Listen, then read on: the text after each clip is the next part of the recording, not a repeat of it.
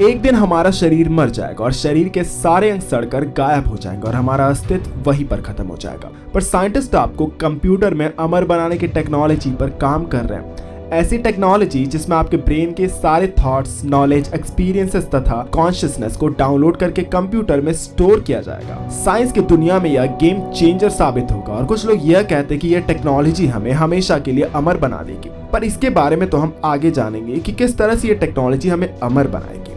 Brain को download करना, इसे हम क्या समझते हैं? ये वो चीज नहीं कि आपने अपने ब्रेन में इस तरह से केबल लगाया और बूम, आपके ब्रेन की सारी चीजें आपके स्मार्टफोन में स्टोर होने लगी।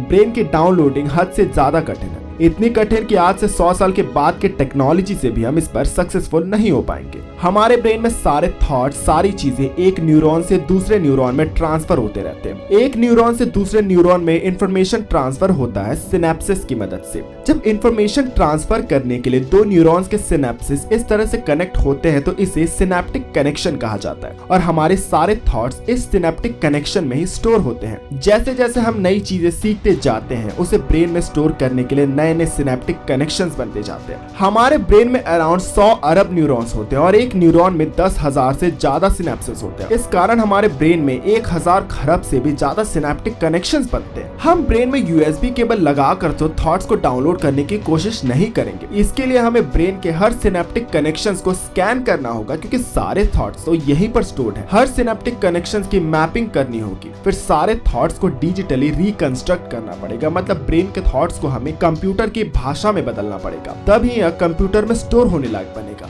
वरना हमारा कंप्यूटर हाड़ मांस से बने इस ब्रेन को थोड़ी रिकॉर्ड करेगा। जब हम हमारे थॉट्स को डिजिटली रिकंस्ट्रक्ट करके कंप्यूटर में स्टोर कर लेंगे तो यह नॉर्मल ब्रेन की तरह बिहेव भी करेगा। इस दुनिया में कई जगह ब्रेन को रिकॉर्ड करने के लिए रिसर्च चल रहा है। इसका मेन मकसद अमर करना नहीं बल्कि हेल्थ केयर तथा मेडिसिन पे यूज करना है। जब तक हम एक चीज को पूरी तरह से समझ नहीं लेते हैं तो उसमें बदलाव करना पॉसिबल नहीं होता है। 2014 में रिसर्चर्स ने एक राउंड वॉर्म के ब्रेन को कंप्यूटर में डाउनलोड कर दिया था। ये इसलिए पॉसिबल हुआ क्योंकि राउंड वॉर्म का जो ब्रेन होता है वो इंसानों की तरह कॉम्प्लेक्स नहीं होता है। राउंड वॉर्म के ब्रेन को डाउनलोड करके उसे एक लेगो रोबोट में डाल दिया गया और वो रोबोट बिना इंसान की मदद से खुद से ही अपनी दिशा को सेलेक्ट कर रहा था, जैसे कि असल में एक राउंड वॉर्म करता है। साइंटिस्ट तो रिवर्स इंजीनियरिंग की मदद से आर्टिफिशियल ब्रेन बनाने के भी काम पे लगे हुए हैं। सीटल के एलन इंस्टीट्यूट में उन्होंने माउस के ब्रेन के 1 क्यूबिक मिलीमीटर के हिस्से की मैपिंग की थी। यह साइज बालू के एक कण के बराबर है। इतने छोटे से पार्ट को डाउनलोड करने के लिए बहुत मेहनत लगी थी, क्योंकि सिर्फ इतने से हिस्से में ही 1 लाख न्यूरॉन्स थे और 1 अरब सिनेप्टिक कनेक्शन थे। इस छोटे से पार्ट को 40 नैनोमीटर के छोटे छोटे पार्ट्स में काटा गया, जिसकी मोटाई हमारे बाल से 5 गुना पतली थी।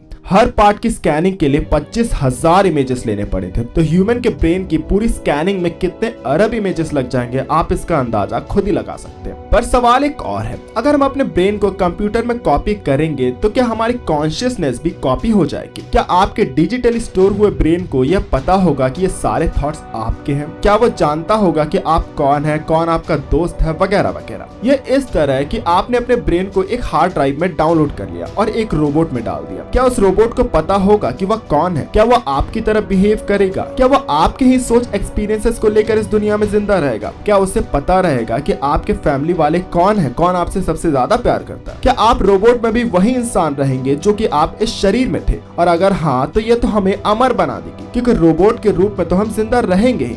और एक रोबोट खराब भी हो गया तो उसके सारे थॉट्स को कॉपी करके हम दूसरे रोबोट में डाल देंगे और यही चीज कंटिन्यू होते रहेगी और आप अनंत समय के लिए जिंदा रह पाएंगे। और जस्ट इमेजिन कि आपके थॉट्स को मैं 10-12 रोबोट्स में एक साथ कॉपी कर दूं तो आपके 12-13 क्लोन्स बन जाएंगे। वेल, ब्रेन को डाउनलोड करने की टेक्नोलॉजी हासिल करने के बाद किन किन पॉसिबिलिटीज का दरवाजा खुलेगा ये तो हमें नहीं पता, पर साइंटिस्ट इन सब चीजों में ज्यादा दिमाग नहीं लगा रहे। वो ब्रेन को इसलिए समझना चाहते हैं कि जिससे कि वो बीमारियों से लड़ सके। वो जानना चाहते कि ट्यूमर्स, एपिलेप्सी को ठीक करने का राज क्या है, क्यों एक इंसान नशे में आदी हो जाता है। वो इंसानों के ब्रेन की मदद से इंसानों की हर बीमारी तथा हर हरकत का कारण जानना चाहते हैं, जिससे कि फ्यूचर में इंसान और भी हेल्दी हो सकेंगे तथा हर इंसान इंटेलिजेंट रहे, जिससे कि हमारी ह्यूमन सिविलाइजेशन और तेजी से एडवांस कर पाएगी। और सवाल जो था कि हम इंसान ब्रेन को डाउनलोड करने से कितने दूर है, तो इसका जवाब है हम इससे कोसों दूर है। हम जब पूरी तरह से ब्रेन का काम करने का ढंग ही नहीं जानते तो हम इसे डाउनलोड कैसे कर पाएंगे? वेल, आई होप कि ये वीडियो आपको काफी पसंद आएगा। वीडियो पसंद आया तो इस वीडियो को लाइक कीजिए, चैनल को सब्सक्राइब और हमारे वीडियो को शेयर करना ना भूलेगा।